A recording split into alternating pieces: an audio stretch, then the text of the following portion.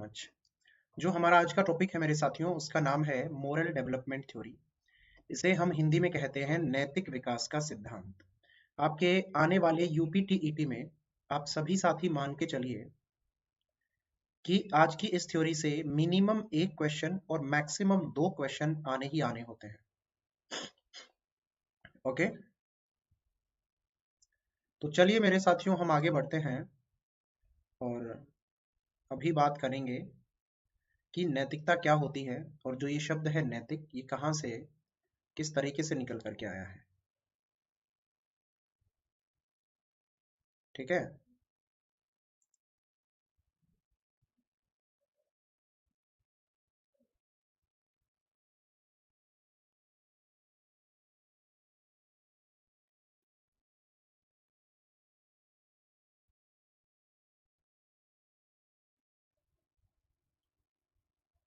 चलिए। तो साथियों, जो ये शब्द है मोरल, नैतिक, इनके बारे में हम बात करेंगे। सबसे पहले जो मोरल शब्द है, आपसे पूछा जाएगा कि इसकी उत्पत्ति कहाँ से हुई है। तो आप सभी जवाब देंगे कि ये लैटिन वर्ड मोरास से निकला है, जिसका अर्थ होता है तौर तरीका। दूसरी बात साथियों, जो नैतिकता है वो होती क्या है, जरा आप उसे समझिए। नैतिकता होती है सही और गलत दोनों के बारे में सोचना। क्या सही है क्या गलत है, इसका आकलन करना। तो नैतिकता का संबंध सही और गलत से होता है। साथियों, सही और गलत का पता लगाने के लिए हम लोग क्या करते हैं, सोचते हैं। और जो सोचना है, इसको हम चिंतन करना भी कह देते हैं, थिंकिंग। अब सोचना, चिंतन करना, थिंकिंग, ये किससे जुड़ा हुआ है? ये जुड़ा हुआ है हमारी कोग्निटिविटी से, संज्ञानात्मकता से। आपके पेपर में आप लोगों से पूछा जा सकता है कि संज्ञानात्मकता का और नैतिकता का क्या संबंध है। तो आप कहेंगे संज्ञानात्मकता और नैतिकता दोनों का एक दूसरे से सह संबंध है, दोनों अंतर संबंधित, इंटर रिलेटेड होती है। अगली बात साथियों, आपके पेपर में आपसे यह भी पूछा जा सकता है कि सबसे पहले मोरल डेवलपमेंट की थ्योरी पर किसने काम किया, लॉरेंस कोहलबर्ग या जीन पियाजे ने। अभी एचटीईटी में एक क्वेश्चन आया था, तो आप सभी साथी जवाब देंगे कि मोरल डेवलपमेंट पर सबसे पहले जिन्होंने काम किया, उनका नाम है जीन पियाजे। जीन पियाजे ने कॉग्निटिव डेवलपमेंट पर तो काम किया ही था, उसके साथ मोरल डेवलपमेंट पर भी किया। मोरल डेवलपमेंट पर काम करने के बाद जब जीन पियाजे ने काम किया, तो जीन पियाजे की ही मोरल डेवलपमेंट को जानने के बाद फिर कोहलबर्ग ने उस पर काम किया। आपके पेपर में ज्यादातर क्वेश्चन जो आपसे पूछे जाते हैं वो कोहलबर्ग की थ्योरी से पूछे जाते हैं। पियाजे के संबंध में सिर्फ ये पूछा जा सकता है कि उन्होंने मोरल डेवलपमेंट थ्योरी पर काम किया या नहीं किया, इनकी थ्योरी नहीं पूछी जाती। तो कोहलबर्ग का सिद्धांत ही आज के इस बेहतरीन सेशन में हम पढ़ने जा रहे हैं। आप सभी की स्क्रीन पर जो आपको फोटो नजर आ रहा है, यही लॉरेंस कोहलबर्ग है। Lawrence Kohlberg was an American psychologist. मेरे साथियों, वो एक अमेरिकी मनोवैज्ञानिक हैं जिन्होंने मोरल डेवलपमेंट की थ्योरी को लेकर के काम किया। यूनिवर्सिटी ऑफ शिकागो, जो कि अमेरिका में है, शिकागो शहर में, वहां पर प्रोफेसर के तौर पर भी साइकोलॉजी डिपार्टमेंट में इन्होंने काम किया। अब साथियों, हुआ क्या कि लॉरेंस कोहलबर्ग जब अपनी डॉक्टरल डिग्री कर रहे थे, तो डॉक्टरल डिग्री करने के दौरान उन्होंने जीन पियाजे का मोरल डेवलपमेंट ध्यान से पढ़ा, स्टडी किया, उसका अध्ययन किया। और उसका अध्ययन करने के बाद में उन्होंने कहा कि अब मैं भी जो मॉरलिटी होती है उसको लेकर के काम करूंगा। अब इनका काम करने का ढंग क्या था, कैसे इन्होंने काम किया? साथियों, शिकागो शहर के, ध्यान से मेरी बात को सुनते जाइएगा, शिकागो शहर में ये रहता था और शिकागो शहर के 72 बॉयज को इसने शामिल किया। और 72 बॉयज जो थे, जो 72 लड़के थे, उन 72 के 72 लड़कों को इसने नैतिक कहानियां सुनाई। उनको नैतिक कहानी सुनाता, तो फिर ये बच्चों से कहानी सुनाने के बाद प्रश्न करता और कहता कि अब जो मैंने प्रश्न आप लोगों से किया है उसका उत्तर दो। और बच्चे प्रश्न का उत्तर देने से पहले किस में पड़ जाते? नैतिक दुविधा में, कि क्या सही है और क्या गलत है। तो कहानी ऐसी सुनाता कि जिसके बाद ये ऐसे प्रश्न करता कि बताइए ये सही हुआ या गलत हुआ, सही है तो क्यों है, गलत है तो क्यों है। अब बच्चे दुविधा से बाहर निकलने के लिए क्या करेंगे, सोचेंगे। तो फिर बच्चे करते नैतिक तर्क, लॉजिक लगाते क्या सही है क्या गलत है, और फिर बच्चे दे देते अपना जवाब। तो आपके पेपर में आपसे पूछा जाएगा कि जो कोहलबर्ग है उनकी थ्योरी का आधार क्या है। कोहलबर्ग की थ्योरी का आधार क्या है, बेस क्या है, आपसे पूछा जा सकता है। तो आप कहेंगे उनकी थ्योरी का आधार, बेस जो है वो है चिल्ड्रंस रिस्पॉन्स। चिल्ड्रंस रिस्पॉन्स, बालकों के द्वारा जो, बच्चों के द्वारा जो जवाब दिए जाते हैं, जो रिस्पॉन्स दिए जाते हैं, वो इनका आधार है। अब साथियों क्या हुआ कि कोहलबर्ग ने बच्चों को जो स्टोरी सुनाई जो सबसे ज्यादा फेमस रही, वो थी हेंज की स्टोरी। आप में से कितने ऐसे साथी हैं जो हेंज की स्टोरी के बारे में जानते हैं पहले से? अलका, शालिनी, सुरभि, रुचि, शैडो।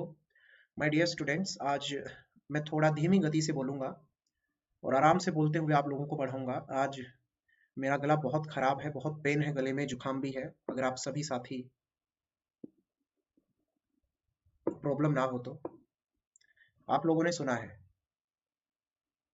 हमारे कुछ साथी ऐसे हैं जो कह रहे हैं कि नहीं जानते, तो घबराने वाली बात नहीं है। आप लोग नहीं जानते हैं तो ठीक है, ठीक है जंगल जी, मैं आपको सुना देता हूं।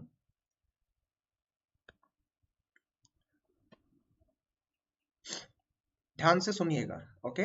चलो देखो साथियों क्या है कि कोहलबर्ग बच्चों को कहानी सुनाता है, और कहानी में ये है कि वो कहता है एक व्यक्ति है जिसका नाम है हेंज। हेंज की एक पत्नी है और उसकी पत्नी बीमार है, उसको हो गई है कैंसर नाम की बीमारी। और कैंसर नाम की बीमारी के लिए जो दवाई चाहिए वो उस शहर के सिर्फ एक ही दुकान पर अवेलेबल है। जिस दवाई की वो बात कर रहे हैं वो दवाई उस शहर के एक ही दुकान पे अवेलेबल है, एक ही शॉप पे अवेलेबल है, ओके। अब हेंज जो है वो उस दुकान पे जाता है और वो कहता है उस दुकान वाले से, दवाई की दुकान जो है, जो मेडिसिन वाली शॉप है, मेडिकल स्टोर है, कि ये दवाई आप मुझे दे दीजिए।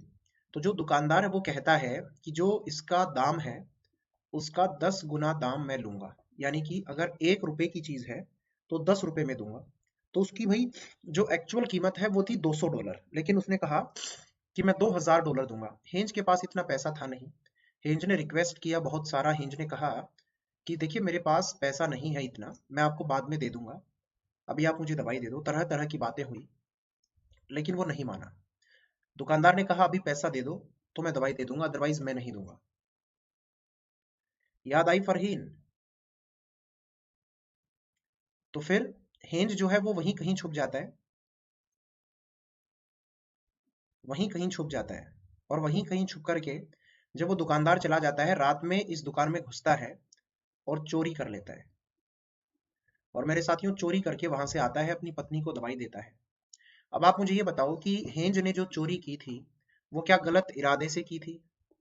अपना कुछ उसे किसी तरीके का कोई फायदा करना था, लूट के अपनी पत्नी को बचाना था, मानवता का धर्म उसने निभाया। तो आपके पेपर में एक तो आपसे ये पूछा जा सकता है कि हेंज डिलेमा किससे संबंधित है, जिसे आप कहेंगे हेंज दुविधा, कि हेंज की स्टोरी से संबंधित बच्चों में जो दुविधा उत्पन्न की गई कि क्या सही था क्या गलत। फिर दुविधा से बाहर निकलने के लिए बच्चों ने क्या किया, कहानी नैतिकता से संबंधित थी, नैतिक तर्क, सोच विचार किया, मोरल रीजनिंग बच्चे करेंगे। मोरल रीजनिंग से बाहर आने के लिए फिर बच्चे क्या करेंगे,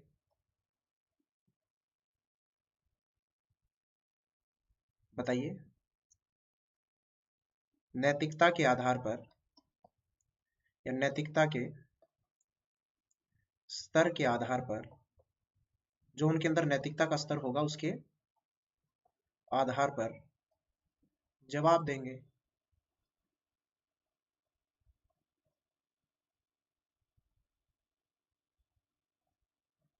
और अपना जवाब उन्होंने दिया। अब बच्चों के रिस्पॉन्स के आधार पर ही कोहलबर्ग ने कहा कि बच्चों के अंदर जो तर्क करने के तरीके होते हैं, जो क्षमता होती है, वो अलग अलग होती है। जैसे जैसे हमारी आयु बढ़ती है, एज बढ़ती है, उसके अनुसार हमारे तर्क करने की क्षमता भी बढ़ती चली जाती है, बदलती चली जाती है।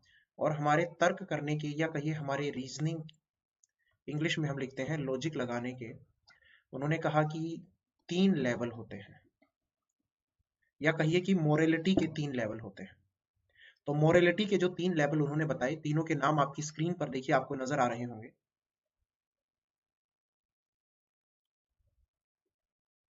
जिन साथियों को आवाज सही से नहीं आ रही है, वो एक बार रिफ्रेश कर लें आज के सेशन को जल्दी से।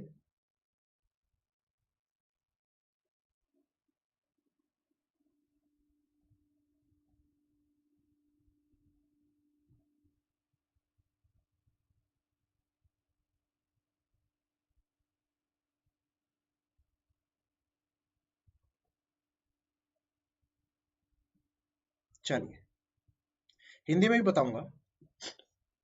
सबसे पहले आता है पूर्व परंपरागत, फिर आता है परंपरागत, उसके बाद आता है मेरे साथियों उत्तर परंपरागत। अब आप एक चीज देखिए, जो पूर्व शब्द है ना, इसका मतलब होता है पहले, और जो उत्तर शब्द है, इसका अर्थ होता है बाद में, पहले या फिर बाद में। और जो परंपरा शब्द है, वो है समाज के नियम, कायदे, कानून, रीति रिवाज। तो साथियों, हम जिस समाज में रहते हैं, उस समाज के कुछ नियम, कायदे, कानून, रीति रिवाज, परंपराएं, ये सब होंगी या नहीं है ना? तो हम क्या ये लिख सकते हैं पूर्व परंपरागत को, परंपराओं से पहले की अवस्था,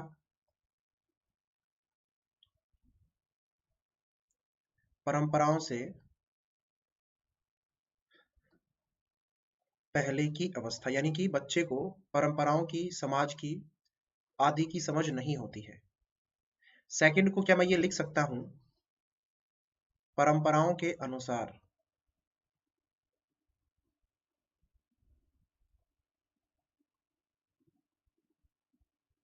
परंपराओं के अनुसार लिख सकता हूं। चलिए, फिर उसके बाद उत्तर परंपरागत, क्या मैं इसे लिख सकता हूं परंपराओं के बाद की अवस्था,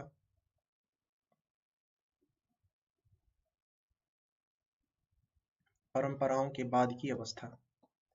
फर्स्ट लेवल पर बच्चे को समाज की परंपराओं, नियमों की, कायदे, कानून आदि की कोई समझ नहीं होती। सेकंड स्टेज पर बच्चे को परंपराओं की समझ होती है, परंपराओं के अनुसार, समाज के नियम, कायदे, कानूनों के अनुसार वो सोचता है।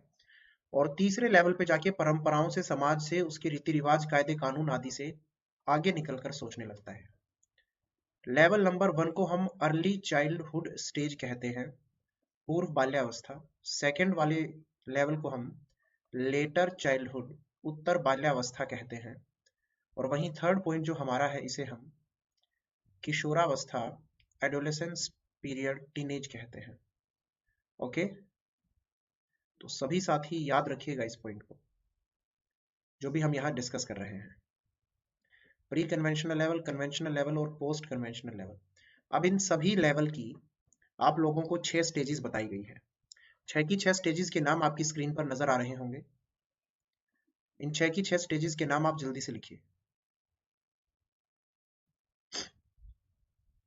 इन्हीं 6 स्टेजेस के क्वेश्चन आपके पेपर में पूछे जाते हैं। कैसे क्वेश्चन आपसे पूछा जाएगा?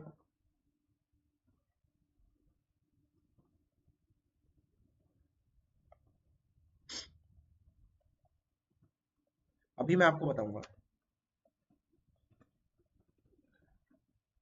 ओके, देखिए, जो आप लोगों की स्टेज नंबर 1 और 2 है, ये आपका लेवल नंबर 1 में आता है। जो स्टेज नंबर 3 और 4 है ये लेवल नंबर 2 में आता है, और जो स्टेज नंबर 5 और 6 है ये लेवल नंबर 3 में आता है। तो तीनों लेवल की दो दो स्टेजेस इन्होंने बताई है। अगली बात, सबसे पहले हम यहाँ डिस्कस करेंगे, और हाँ, ये थ्योरी पढ़ाने के बाद कोहलबर्ग की थ्योरी से ही मैं आपसे क्वेश्चन करूंगा, ठीक है? कोहलबर्ग की थ्योरी से ही मैं आपसे प्रश्न पूछूंगा।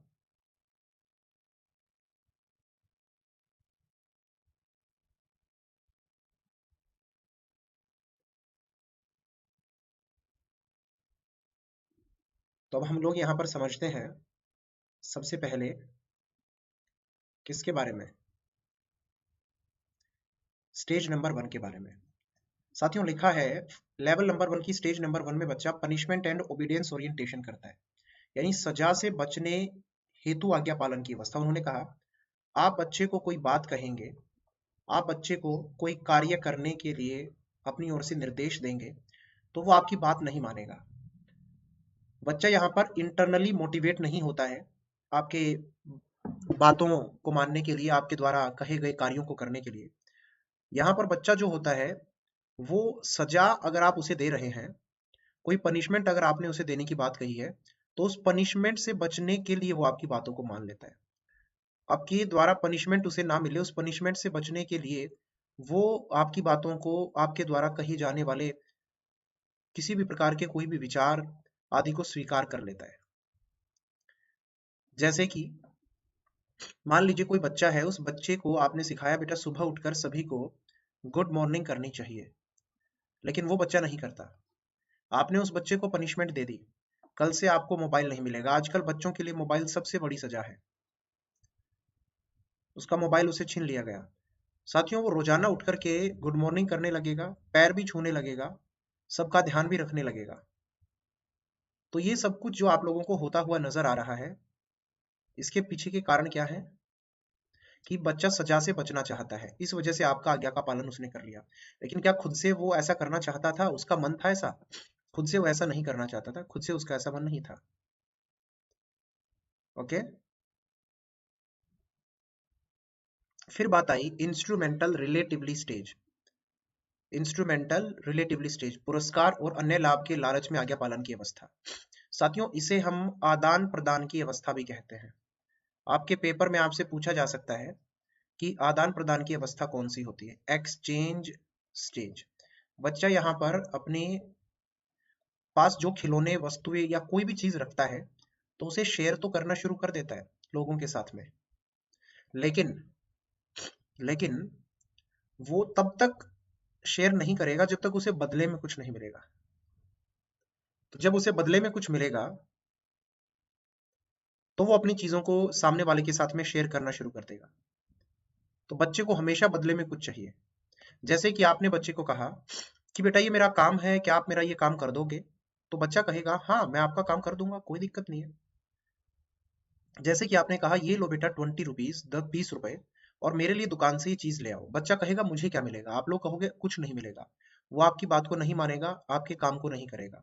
लेकिन जैसे ही आपने कह दिया इसमें से 5 रुपए बचेंगे, 5 रुपए आप ले लेना, यानी पुरस्कार कोई उसको जो आप कार्य करने के लिए कह रहे हो उसके बदले में दो। और पुरस्कार अगर आप लोगों की ओर से बच्चे को नहीं दिया जा रहा है तो किसी प्रकार का कोई लालच बच्चे को आपकी ओर से दिया जाना चाहिए। बच्चा फिर उस लालच की वजह से आपके काम कर सकता है। ठीक है, चलिए अगला पॉइंट आता है कन्वेंशनल लेवल, परंपरागत। यहां पर बच्चे को समाज की परंपराओं की, समाज के नियमों की, समाज के कायदे कानून आदि की पूर्ण रूप से समझ हो जाती है, जैसा कि मैंने आपको बताया था।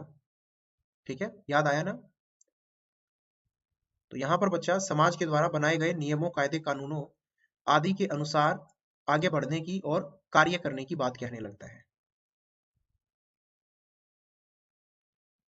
चलिए अगला पॉइंट आता है अब हमारे सामने कि बच्चा यहाँ पर इंटरनली मोटिवेट है कोई भी गतिविधि करने के लिए एक्सटर्नली। तो यहाँ पर बच्चा इंटरनली मोटिवेट होता है, फर्स्ट लेवल में एक्सटर्नली मोटिवेट था। आपके पेपर में आपको दिया जाएगा good boy and good girl की जो स्टेज है वो कौन सी होती है, अच्छा लड़का या लड़की वाली अवस्था, कौन सी होती है? तो यही वो होती है।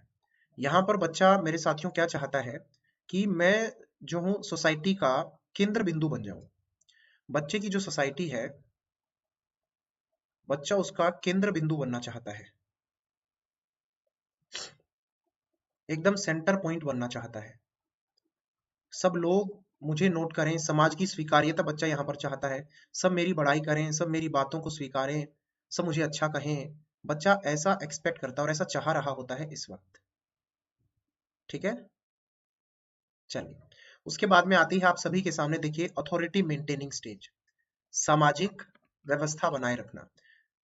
साथियों, अथॉरिटी इसका मतलब होता है अधिकार, और मेंटेन किसी चीज को बनाए रखना, तो अधिकारों को बनाए रखना, समाज की व्यवस्था को बनाए रखना। बच्चा यहाँ पर अपने आप को अपने समाज का एक जिम्मेदार नागरिक के तौर पर देखने लगता है, और उसे ऐसे लगता है कि समाज ही सब कुछ है। बच्चे के अंदर यहाँ पे ये भाव होता है, सोसाइटी इज एवरीथिंग, समाज ही सब कुछ है।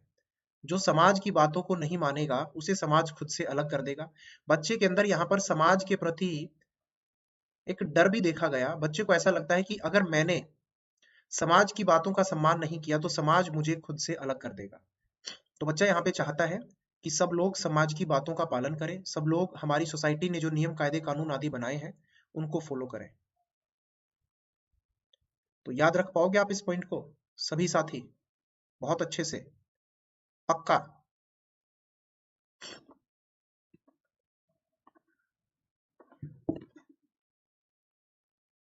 चलिए, उसके बाद में आता है पोस्ट कन्वेंशनल लेवल। यहां पर भी बच्चा इंटरनली मोटिवेट होता है।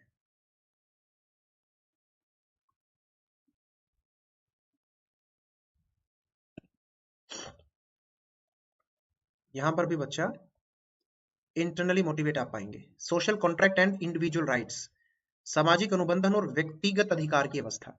देखिए, एक तो बच्चा यहाँ पर किशोरावस्था में आ गया है, और किशोरावस्था में आने पर बच्चे के अंदर प्रॉब्लम सॉल्विंग एबिलिटी आ चुकी है, स्वयं से समाधान करने की योग्यता, डिसीजन मेकिंग एबिलिटी आ चुकी है, अपने डिसीजंस अपने। तो ऐसे समाज के बंधनों की, ऐसे समाज के नियमों की, ऐसे समाज के कायदे कानूनों की, परंपराओं की मुझे कोई भी जरूरत नहीं है। तो बच्चा यहाँ पर समाज के नियम कायदे कानूनों को चेंज करने की, बदलने की बात करने लगता है। आपके पेपर में यही पूछा जाएगा कि बच्चा कब बदलाव की बात करता है, तो आप कहेंगे पोस्ट कन्वेंशनल लेवल के अंदर।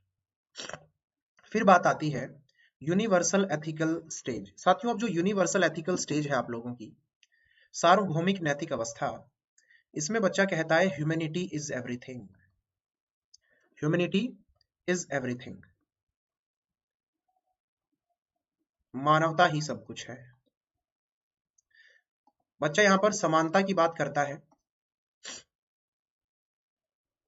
और कहता है कि जो चोरी की गई थी वो सही थी, क्योंकि जान बचाने के लिए यह कार्य किया गया था, क्योंकि कोई भी गलत इरादा नहीं था। ठीक है,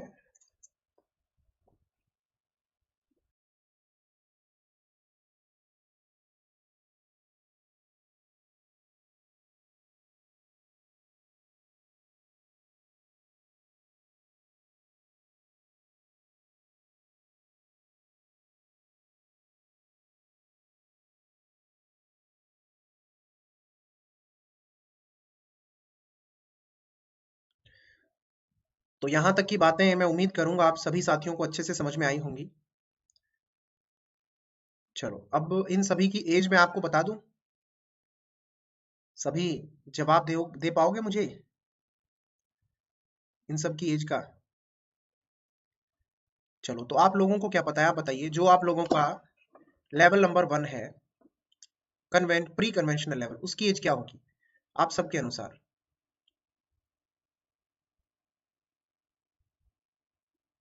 फिर कुछ क्वेश्चन मैं आप लोगों से पूछूंगा यहाँ पर, सारे के सारे क्वेश्चन कोहलबर्ग से ही संबंधित होंगे। ये भी आप लोगों के लिए एक बड़ी अच्छी बात है।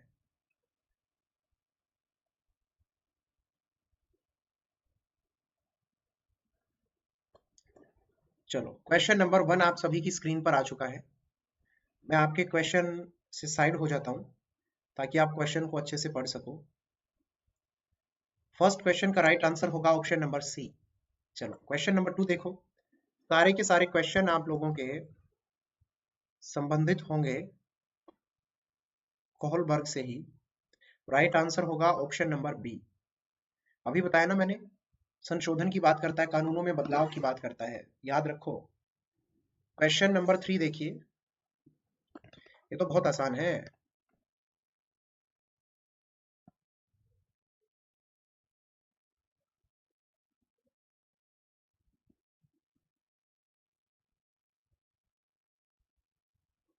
राइट आंसर इस क्वेश्चन का ऑप्शन नंबर बी होगा।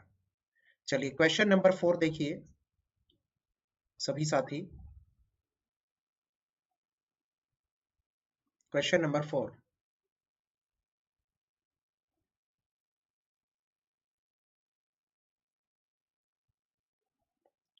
Right answer option number C. चलिए question number 5,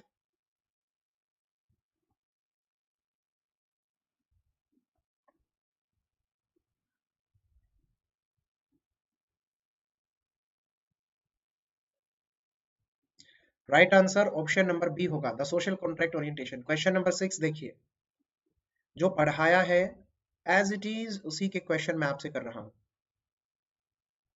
no extra questions from anywhere.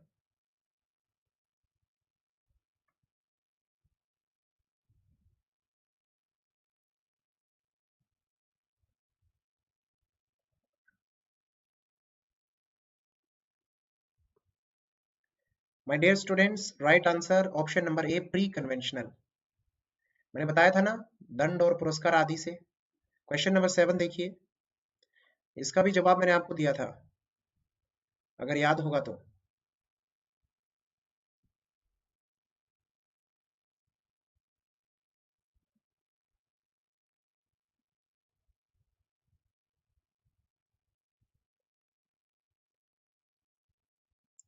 Right answer होगा option number D, American psychologist है। क्वेश्चन नंबर 8 देखिए,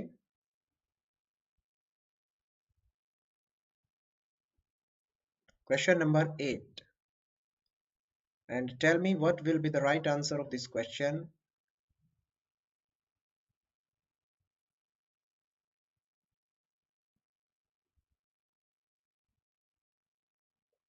राइट आंसर होगा ऑप्शन नंबर डी। चलिए question number 9,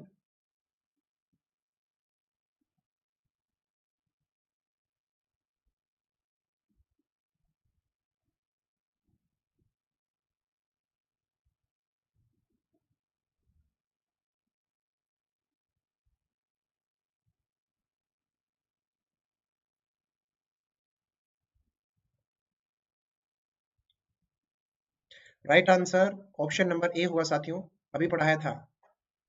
question number 10 देखिए,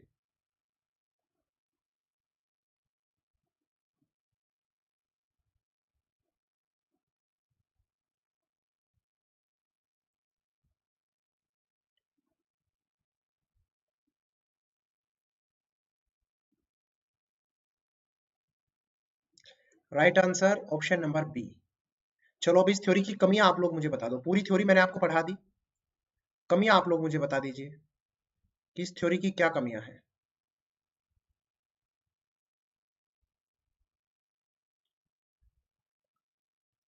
साथियों इस थ्योरी की कमियां ये हैं कि एक तो सिर्फ शिकागो शहर के बच्चे इसमें शामिल थे, तो एक ही संस्कृति आदि के विचारों से प्रभावित होकर बच्चों की सोच डेवलप हुई होगी और उन्होंने जवाब दिए होंगे। दूसरा ये कि इसके अंदर सिर्फ लड़के शामिल थे, लड़कियां शामिल नहीं थी, तो ये भेदभाव को भी दर्शाती है। ये कमियां रही इस थ्योरी के अंदर। अगर आप लोग थोड़ा ब्रॉड वे से चीजों को देखते हैं तो देखेंगे तो। चलिए मैं उम्मीद करूंगा आज के इस बेहतरीन सेशन में जो भी बातें मैंने आपको बताई हैं वो सभी बातें आप लोगों को बहुत अच्छे से समझ में आई होंगी। अब अगले सेशन में हम लोग मुलाकात करें। आज मेरा गला भी काफी खराब रहा, तो ज्यादा तेज बोलकर मैं आप लोगों को पढ़ा नहीं पाया। आज की जो थ्योरी है उसकी समरी भी आप लोगों की स्क्रीन पर देखिए, आपको नजर आ रही होगी। कंप्लीट जो बातें मैंने आपको बताई हैं वो सब। मैं भी साइड में हो गया हूँ। और मेरे साथियों, जब आप अजय सिंह खर्ब सर्च करोगे तो मैं आपको टेलीग्राम पर भी मिल जाऊंगा, वहां भी आप मुझे ज्वाइन कर सकते हैं।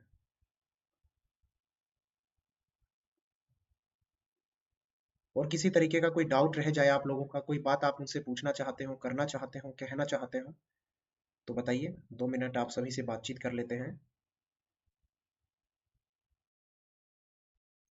सीडीपी में मार्क्स कम आते हैं तो प्रैक्टिस ज्यादा से ज्यादा कीजिए। शोभित, आफरीन, यूट्यूब पर शाम को 8:30 पे